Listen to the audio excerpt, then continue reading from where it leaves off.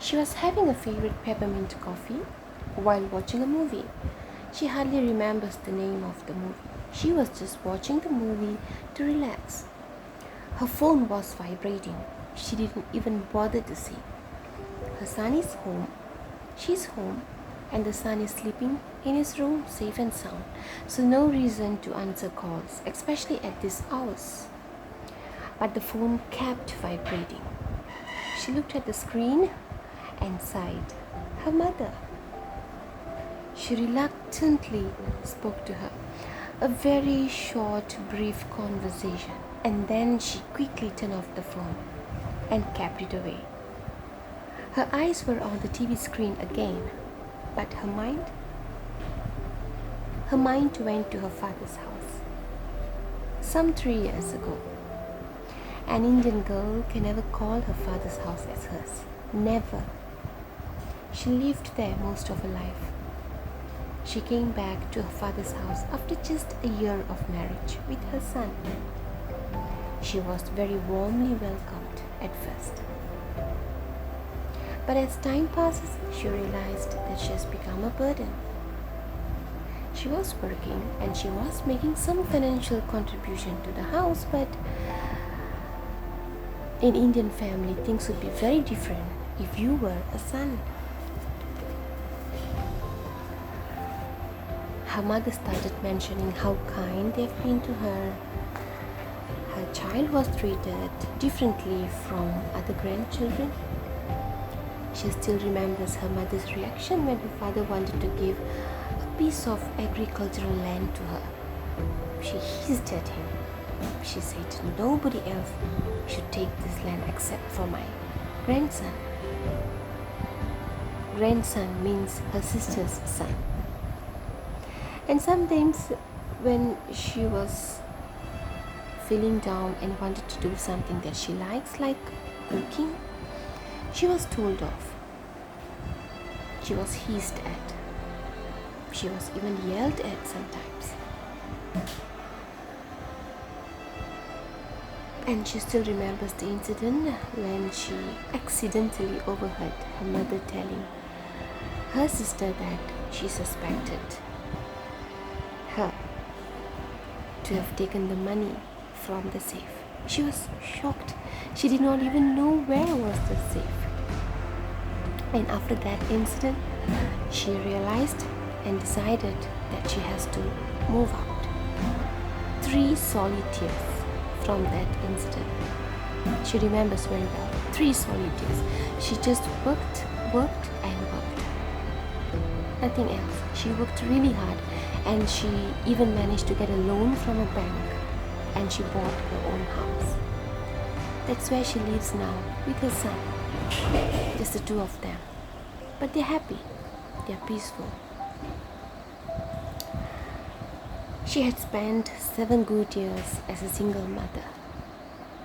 She has seen a lot in her life. Living alone with a child is not something scary or fearful to her. She has almost forgotten what is fear.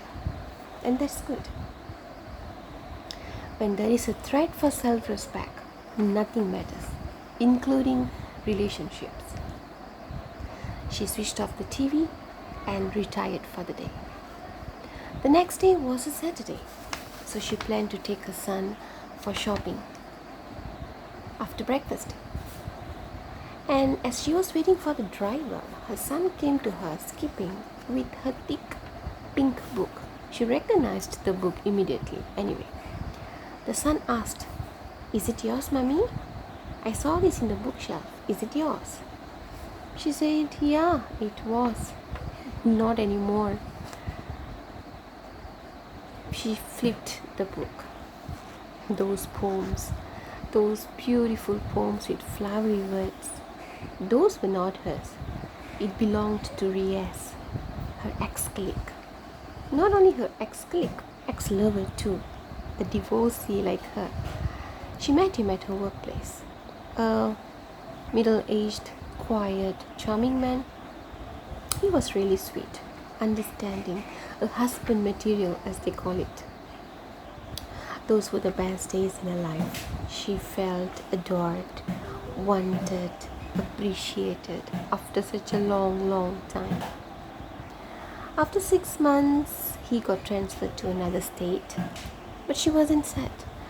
Distance will only make the heart grow fonder. That's what she believed.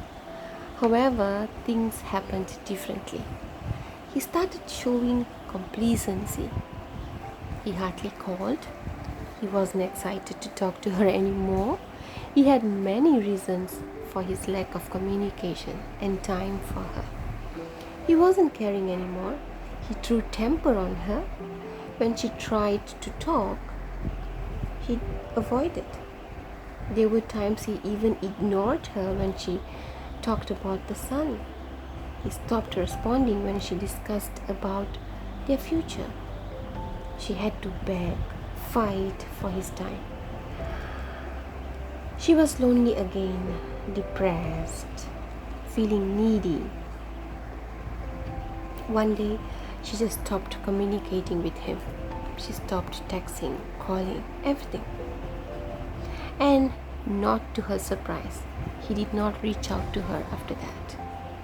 He did not even bother to text to ask if she's okay or doing well. So she stopped. Again, when there is a threat to self-respect, nothing matters, including relationships. A woman doesn't need a relationship that needs her to beg and fight and nag. If a man would really love her, he wouldn't take her for granted. If a man really loves her, he wouldn't allow her to beg. If a man really loves her, he wouldn't hurt her knowingly. That's it. She closed the book, kept it in her recycled item basket. Her driver arrived. Her son and herself skipped all the way to the car. She followed him, closed the gate, locked it, and got into the car. She looked at her son and asked a random question. Quite random to be asked to a 6-year-old boy. She asked him, "When you look at me, what do you feel?" To her surprise, the son answered quite immediately. He said, "I feel safe and protected." That's it. That's how someone who loves you should make you feel safe and protected. She's happy that she has done that all this while, always. And she felt sympathy for those people in her life who could not make her feel the same.